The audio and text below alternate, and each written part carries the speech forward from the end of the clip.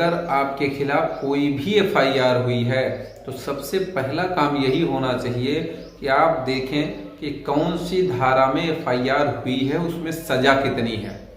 अगर आपने किसी शादीशुदा महिला को भगाया, किडनैप किया या किसी भी नाबालिग लड़की को भगा ले गए या किसी भी लड़की को भगा ले गए जो भले ही बालिग है, तो ये अपराध अगर आपने किया या इसमें आपने साथ दिया। अक्सर लोग ये भी कहते हैं कि हमने ना कोई अपराध किया ना हमने लड़की भगाई, लेकिन फिर भी मेरा नाम मैसेज या फ़ोन कॉल की वजह से हमको जेल भेज दिया गया है, गिरफ्तार कर लिया गया।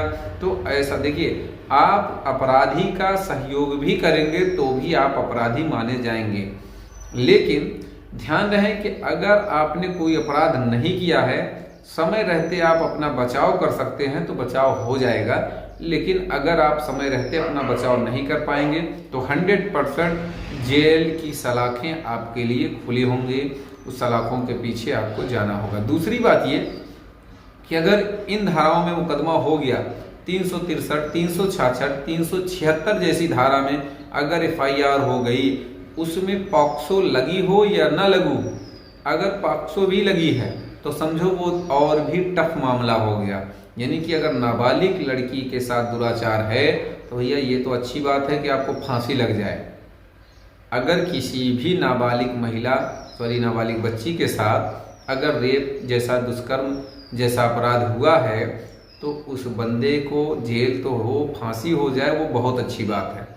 लेकिन अगर आपने अपराध नहीं किया है, आप पे मुकदमा फर्जी है, तो ऐसी स्थिति में ध्यान ये रखना है कि अगर आप जेल नहीं गए हैं तो सीधे आपको हाई कोर्ट जाना चाहिए अरेस्ट स्टे के लिए। यानी कि क्रिमिनल रेट फाइल करेंगे, स्टे मांगेंगे।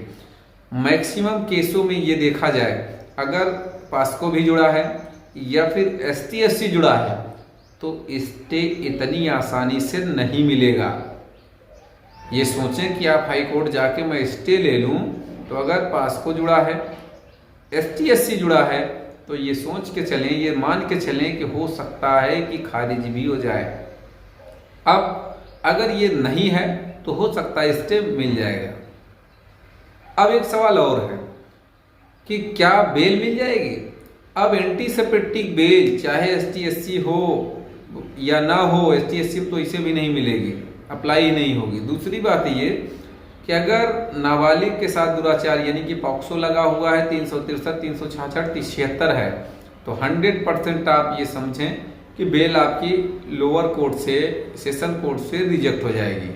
भाई एंटीसिपेटिक सेशन में ही पड़ती, लोअर में पड़ती नहीं, वो खारिज हो जाएगी।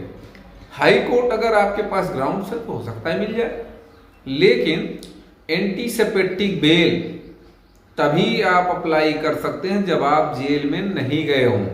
अब सवाल यह है कि मैं जेल चला गया, यानी जिसके ऊपर भी ये मुकदमा लगा वो जेल चला गया, तो अगर जेल चला गया तो उसकी जमानत 100% ये मान के चलिए जब भी होगी वो हाई कोर्ट से ही होगी। सेशन कोर्ट रिजेक्ट कर देगा भले ही जेल चला गया है आदमी।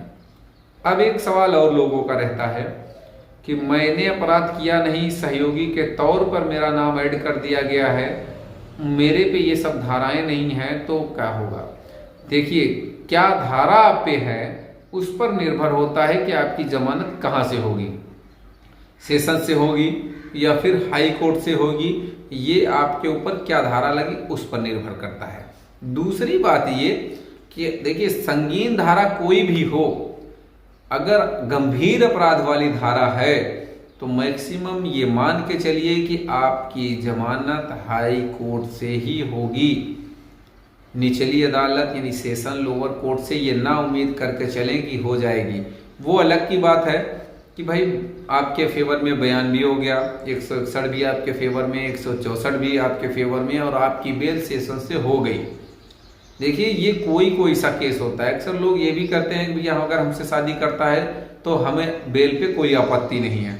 जब ऐसी चीज़ें आ जाती हैं, एफिडेविट लड़की दे देती है कि भाई अगर हमसे शादी ये करना चाह रहा है, अगर ये शादी करता है तो फिर मुझे बेल पर आपत्ति नहीं है, तो ऐसी स्थिति में हो सकता है कि उसकी बेल सेशन कोर्ट से हो जाए। लेकिन ना के बराबर आप समझें कि बेल सेशन कोर्ट से होगी। तो उम्मीद करता हूँ, आशा करता हूँ आज का यह वीडियो आपको बेहद पसंद आया होगा। अगर वीडियो पसंद आया तो वीडियो को लाइक करें, शेयर करें, यूट्यूब चैनल को जरूर सब्सक्राइब करें।